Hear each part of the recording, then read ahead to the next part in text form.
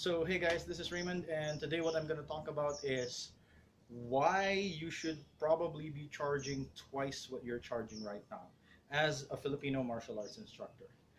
All right, so guys, this video I'm not going to really edit it too much. I'm going to just keep talking, so it might be a little ranty, but I'll do my best not to. All right, so let's get started. Number one is there are different kinds of instructors, and the different kinds of instructors command different prices, right? So I just divided, for the sake of illustration, just divided it into two parts. First part are your amateurs. All right, these are the people, there's nothing bad about being an amateur. A lot of people put bad connotations about it, but there's nothing bad about it. Being an amateur basically for me means someone who teaches for fun and to whom teaching arnis or Filipino martial arts is not their main source of livelihood. All right. So these are the guys who have garage training at their house, on the weekends. On the weekends, he and all of his friends, they get together at his place and they start training there. He trains them, they train him, whatever. Very informal. Normally, nobody pays anything. Um, sometimes it's just a potluck lunch, right? On the other end of that spectrum, of course, there's a difference. There's a different spectrum in that area. There you have the amateur who doesn't really make a lot of money out of it. It's not really his main source of income, but he tries to be a bit professional about it. He probably charges enough to cover the rent of the space he's renting to teach his class. These guys don't charge a lot. They just enjoy teaching. I know some guys from other arts who teach at the local high school for free in the afternoon. That for me, that's charity. So these guys are basically engaging in charity. If you're teaching for free, and that's possible, and that's not a bad thing. That's actually a really good thing. All right. But on the other hand, you have, of course, what I call the professionals. And again, even in the professional area, you have a spectrum. All right, you have guys like me, and again, to just define it, a professional instructor, in my opinion, it has nothing to do with professionalism or whatnot, although it is a bit related. But just for the sake of discussion, I would say a professional is someone who makes his livelihood off of teaching martial arts, Filipino martial arts in this case, right?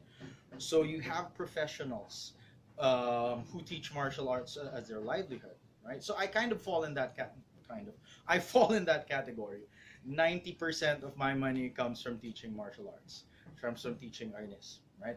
So again, there's a spectrum here. You have the lower end of the spectrum, which are basically, guys who are teaching martial arts. They have a decent fee. They ask for a decent fee, like I teach you per hour. This is how much I charge.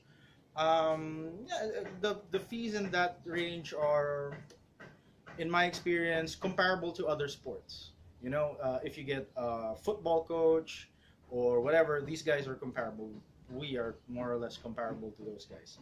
Um, you have that, and you also have other activities, like for example, ballroom dancing, dance sport, whatever. The local fitness center, they charge more or less the same, right? So here in the Philippines, that's how much is that? I do know I charge a bit higher than most people, which is one of the our topic for today. Um, I think when I go to the local fitness center, they teach MMA there, and MMA classes run to about 3,500 pesos a week. Oh no, not a week, a month. All right, for about 2 to 3 training days a week. So doing the math, that's 3, 6, 9, 12, 3, 6, 12. Uh-huh. So roughly like 300 pesos per training session, or 300 pesos per hour, which is about a little under $10 per hour, I suppose. Right, and that's the common fee around this area, right? Almost, yeah, 3,500 bucks a month. All right. Then you have, of course, the other end of that spectrum, the really pricey guys. There are guys who do workshops and international tours and whatnot. Uh, Especially these are old guys who have a long or a big reputation in Filipino martial arts, and they command respectable prices, like amazing prices.